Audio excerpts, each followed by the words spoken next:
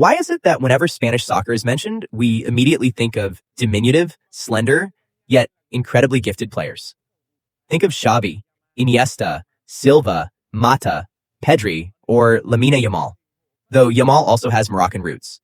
None of them possess the towering physical frames of Northern European players, nor do they have the ripped muscular physiques typical of many English players. Yet, they are the very ones who make the entire world tip their hats, with ball handling so exquisite it feels as if the ball is an extension of their own bodies.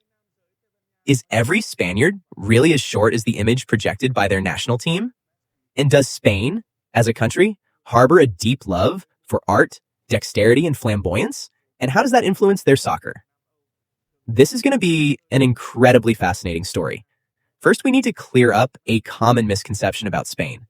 Sure, Spanish players look small on the pitch, but Spaniards are by no means the shortest people in Europe. Today, the average height of a Spanish man is about 5 feet 9 inches, while women average around 5 feet 4 inches.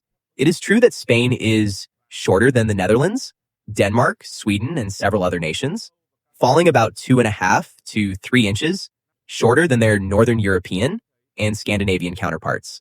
However, the average height of Spaniards is actually very close to that of Italians and Portuguese, and only an inch or two shorter than the French or Germans. Speaking of height, the tallest people in Europe and the world on average are currently the Dutch. Dutch men average about 6 feet, while Dutch women average around 5 feet 7 inches. The Netherlands consistently ranks the highest in global height indexes.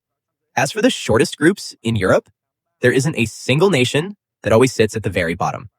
The Portuguese, Albanians, and several Balkan or Southern European nations usually fall into the shorter tier. In fact, some statistics show that Portuguese men average around 5 feet 8 inches, meaning certain data actually places them below Spaniards. That is why when you watch street videos of Madrid or Barcelona, you don't get the impression that Spain is a country of short people. So why does the world still perceive Spaniards as small? While they aren't the shortest, they still belong to a demographic with an average height that is relatively on the shorter side within Europe. And the explanation lies entirely in soccer. For decades, Spain's standout players have been midfielders and forwards with modest physiques, standing right around 5 feet 7 inches. We are talking about legendary names like Xavi, Iniesta, Silva, Mata, Cazorla, Pedri, or David Villa back in the day. As these players consistently starred for their clubs and the national team, winning Euros and World Cups with their mesmerizing style of play, the world gradually associated Spain with technically gifted, diminutive players who are anything but towering. They aren't the shortest in Europe, but they certainly lean on the shorter side. So why aren't Spaniards very tall? Saying not exceptionally tall is probably the most accurate way to put it. Several factors explain this. First is anthropology and the history of migration. Spain is situated on the Iberian Peninsula, separated from Africa by a mere 8.7 miles across the Strait of Gibraltar. Over the span of more than 2,000 years, this region has continuously welcomed waves of migration from various regions, including North Africa. This rich blending of different populations has resulted in a highly diverse anthropological profile. In general, however, Spaniards do not possess the naturally large, towering builds of Northern Europeans. While the Dutch, Danes, and Swedes trace their roots primarily to Germanic and Nordic groups famous for their large statures, the inhabitants of the Iberian Peninsula have a distinct genetic background. Second, geography and climate play a role. Anthropologists have proposed a theory based on a rule known as Bergmann's rule. Populations that have long inhabited cold climates tend to evolve larger bodies to better conserve heat, whereas inhabitants of hot, dry climates, such as the Mediterranean, tend to have leaner, more slender builds to radiate heat more efficiently. This is a long-term evolutionary trend rather than an absolute law, but it helps explain why Northern European nations generally have superior average heights compared to Mediterranean countries like Spain, Italy, or Portugal. This is likely also why the average height of people in Southeast Asia is not particularly prominent. Third is the history of nutrition and living standards. Up until the mid-20th century, Spain was significantly poorer than the Netherlands, Germany, and Northern European countries. The Spanish Civil War, followed by a harsh post-war era and decades of slow economic growth, deprived generations of children of adequate nutrition during their crucial growth years. Meanwhile, Northern European nations modernized their agriculture very early on, leading to high consumption of milk, meat, and animal proteins. Today, as Spain's economy and healthcare have advanced, the younger generation is significantly taller than their ancestors, proving that nutrition plays a massive role alongside genetics. Ultimately, height does not define the physical health or capability of a nation. While Spaniards may not be among Europe's tallest, they are world-renowned for their Mediterranean diet, rich in fish, olive oil, vegetables, and fruits, widely considered one of the healthiest on Earth. They boast some of the highest life expectancies in Europe and have produced world-class athletes in soccer, tennis, motorsports, and basketball. This shows that physique is the product of an intricate mix of genetics, geography, history, and nutrition, not a sole metric of a country's health or success. Because of these factors, while the average height for Spanish men is 5 feet 9 inches, their physical appearances are actually highly diverse. Northerners, such as those from the Basque Country or Galicia, tend to be taller with fairer skin.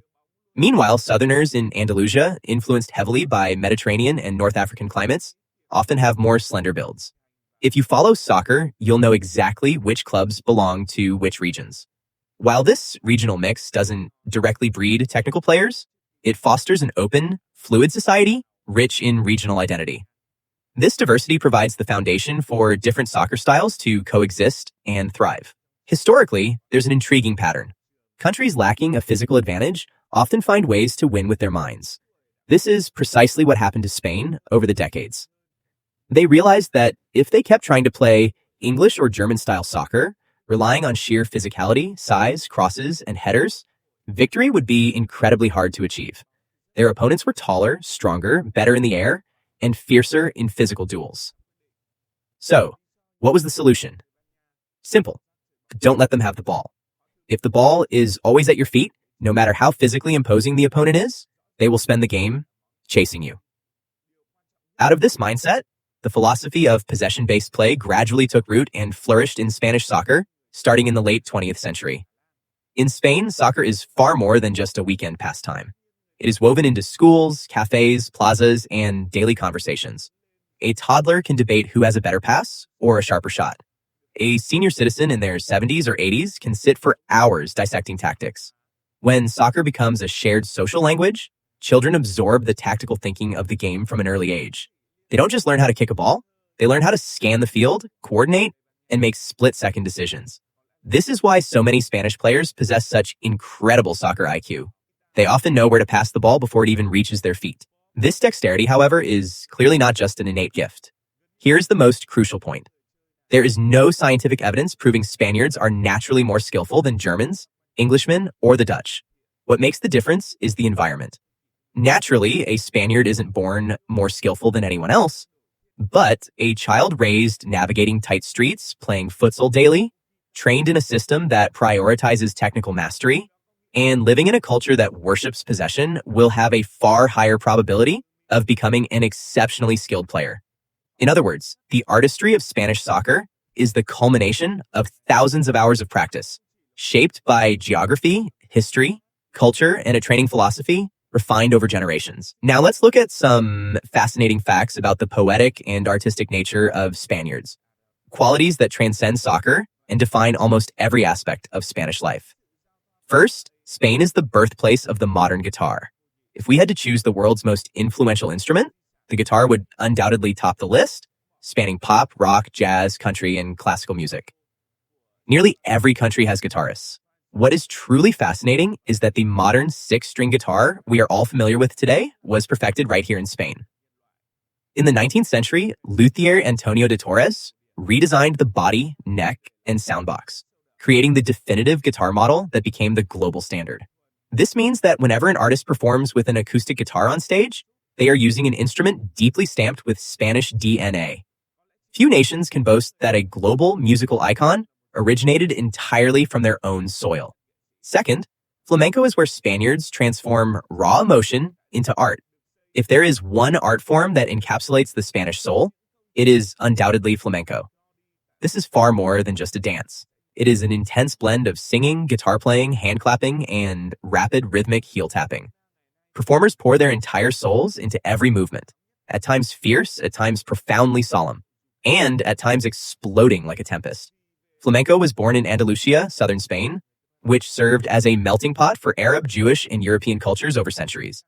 This cultural convergence birthed a unique art form, now recognized as a UNESCO Intangible Cultural Heritage of Humanity. Third, Spain is a land of painting geniuses. When discussing art history, you simply cannot bypass Spain. It is the birthplace of Pablo Picasso, Salvador Dalí, Francisco Goya, and Diego Velázquez. These legendary figures forever altered the course of human art. From Cubism and Surrealism to classical painting, Spanish artists have left indelible marks. Interestingly, their masterpieces rarely just depict aesthetic beauty. They love to tell stories, evoke deep emotions, and even challenge the way we perceive reality.